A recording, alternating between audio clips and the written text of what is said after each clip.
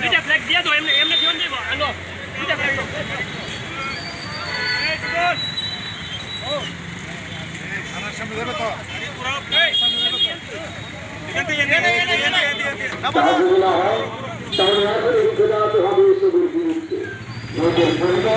প্রতিদিনকার নিউজ নামচা সংবাদ মাধ্যম, সাংবাদিক, চিকিৎসক, শিক্ষক, শিল্পী থেকে শুরু করে ব্যবসায়ী সহ সাধারণ জনগণ। আপনারা সবাই এই পদযাত্রায় অংশ নেওয়ার জন্য এখানে অংশগ্রহণ করেছেন, তার জন্য সবাইকে আবারও সংগ্রামী অভিনন্দন জানাচ্ছি।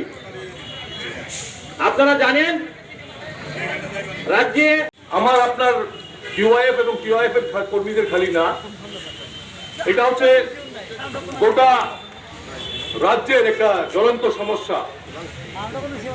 এই সমস্যাটাকে নিয়েই আমরা ইউআইএফ এবং টিওআইএফ রাস্তায় নেমেছি।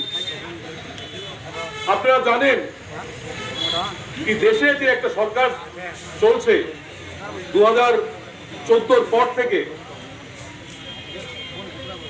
যে আরএসএস এবং তারই নেতৃত্বে বিজেপি একটা সরকার পরিচালনা করছে কেন্দ্রে। এই কেন্দ্রের সরকার গঠন করার আগে নরেন্দ্র মোদী এবং তার কোম্পানি অনেকগুলি প্রতিশ্রুতি দিয়েছিল।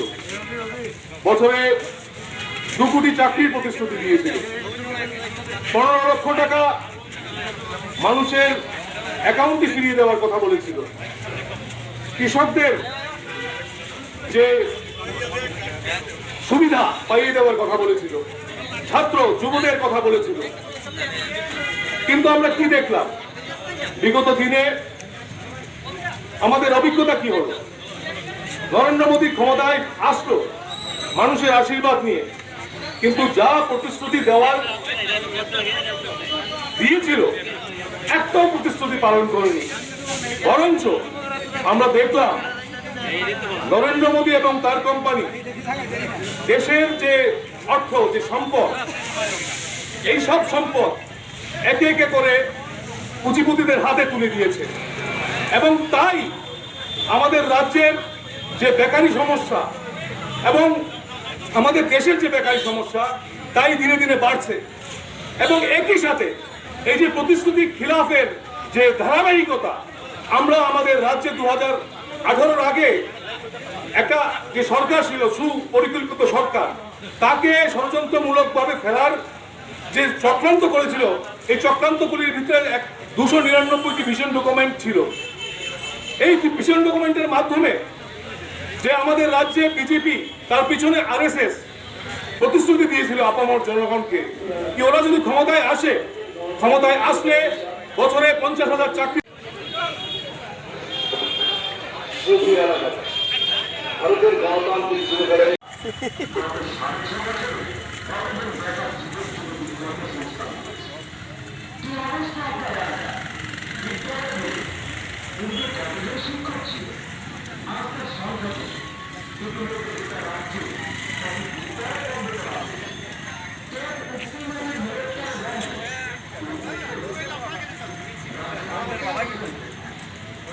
সব বুড়াদি যুবক হয়ে আছে। গত 6.5 বছরে আপনাদের অভিজ্ঞতা কেমন? রাজ্যের শিক্ষিত, অর্ধশিক্ষিত তরুণ তরুণীর ভবিষ্যৎ কি হওয়ার অভিজ্ঞতা রাজ্যের শিক্ষা ব্যবস্থা? গণতন্ত্র ভাষার স্বর্গরাজ্য এখন ত্রিপুরা। ত্রিপুরা এখন ব্যবহৃত হচ্ছে মানব পাচারের করিডোর হিসেবে। এই ত্রিপুরায় কি আপনি চেয়েছিলেন? প্রশ্ন জাগে না আপনার মনে? রাজ্যের তথাকথিত সুশাসনের প্রবক্তারা নিযুক্ত হয়ে গেছে, জবাব চেয়ে হয়ে গেছে। আর